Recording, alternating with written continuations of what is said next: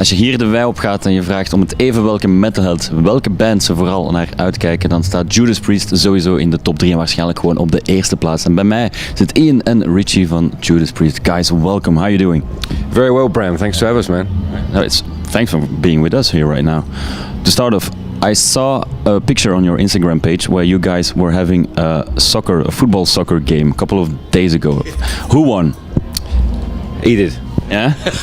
Yeah, it's West Bromwich Albion versus Tottenham Hotspur, and Tottenham didn't do too well, so West Brom won.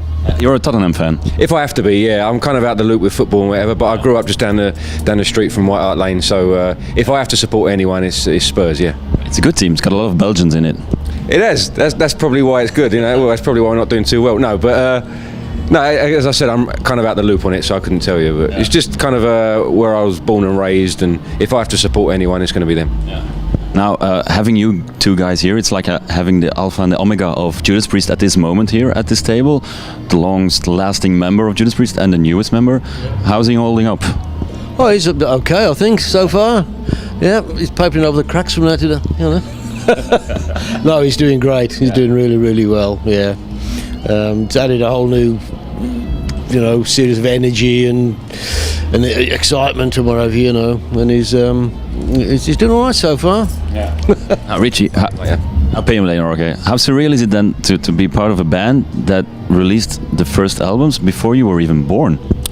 Well, I mean, I grew up with it. You know, it plays a really important role, really, and I think why it's gone so smoothly, because you grow up with a band, you learn as a guitar player how to write songs in that vein, how to be in a 2-guitar player band, and you sort of learn. It's like a masterclass in how to do Judas Priest music without being in Judas Priest. So it's like an apprenticeship before you get in the band, you know.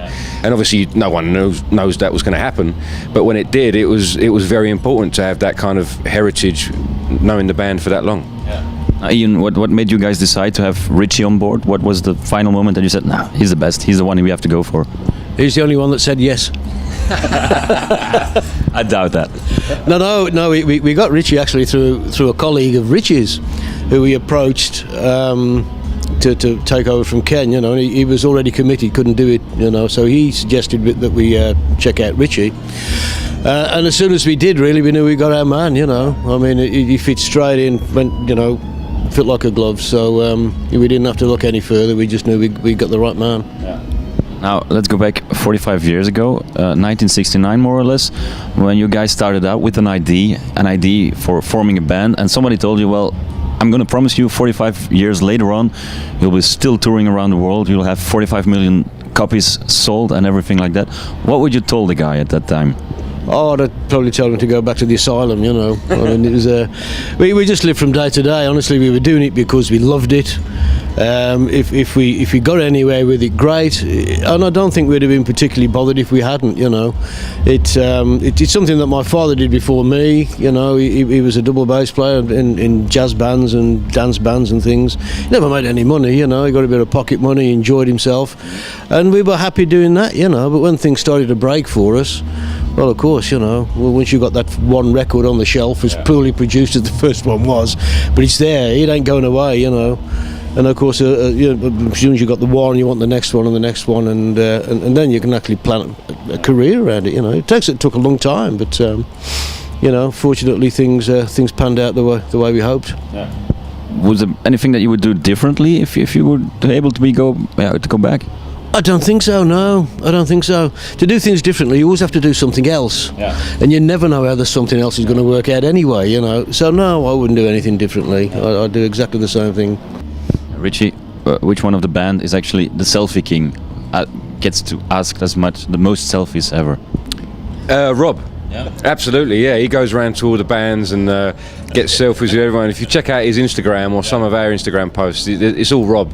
All the selfies. He just goes, knocks on doors and like, hey, I'm Rob from Judas Priest, want to have a selfie with me? Pretty much, yeah. Or people go out to him, but he's usually the one that kind of tracks them down and finds out where they are. Because he's a fan, you know. He's a fan of music, he's a fan of metal, and he's got his Instagram account now, so he sees the value in that and the importance of having that presence on social media. So he's the absolute selfie king, without a doubt. Yeah.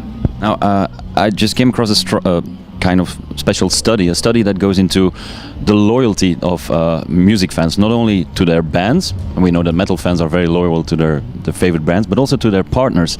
And apparently metal fans are the most loyal to their own partners. Or are they just good liars, according to you? Well, why would you say that? No, I mean, I think, everyone's loyal to the right person, in that respect. If it's something that connects with you musically or emotionally, I think everyone's as loyal as they can be, you know what I mean? Whether it's metal or a person or everything. That's interesting, I didn't know that. Do you have an idea which music style is the least loyal, partner-wise? Hip-hop? No. Is it not? What is it? Jazz. Really? Well, it's one of those things. See, jazz is something that's, I like to do it freestyle. yeah, generally very, very complicated, and you should imagine the lives of the people involved in that are also complicated. Okay, there's a larger threshold for things to go wrong there, But with metal, I mean, the way people dress is a certain way, with the hair and the denims and the leathers and what have you. You ain't going to attract another person that doesn't also look a little bit like that, So there's already an affinity there, Or that doesn't have a little kinky fetish for the leather, and We've come across a few of those, yeah. But like I say, you've got an interest right from the start, and it's something to hold on to together, even if things are going wrong, at least you've got a common love of music, or a particular type of music.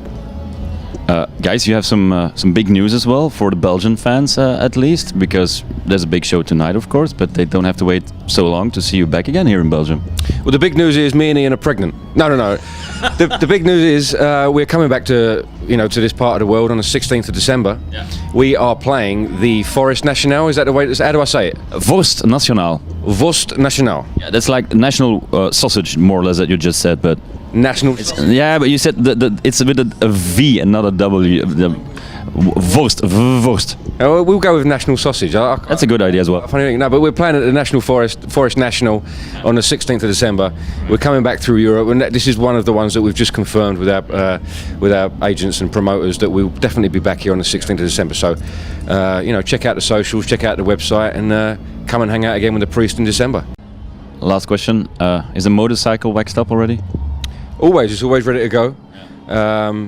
It's one of those things that's synonymous with a Judas Priest show and synonymous with heavy metal. It's literally a big piece of loud, noisy heavy metal. You know what I mean? It smells and it spits and kicks and whatever. It's synonymous. We do the same. We're loud and noisy and we kick and spit and everything. But and you smell as well. Absolutely. I didn't want to say that, but yeah, we get it out every night, and again, it's synonymous. And when he comes out, man, the crowd just goes wild. Everyone's got their phones in the air and they're filming that kind of iconic moment with Priest. So yeah, it'll be out tonight. It'll be loud and proud as ever. All right, great. Guys, Ian, Richie, thank you very much and have a great show tonight. Thanks, Bram. Thank you, sir. Thank you very much. Thanks, Ben.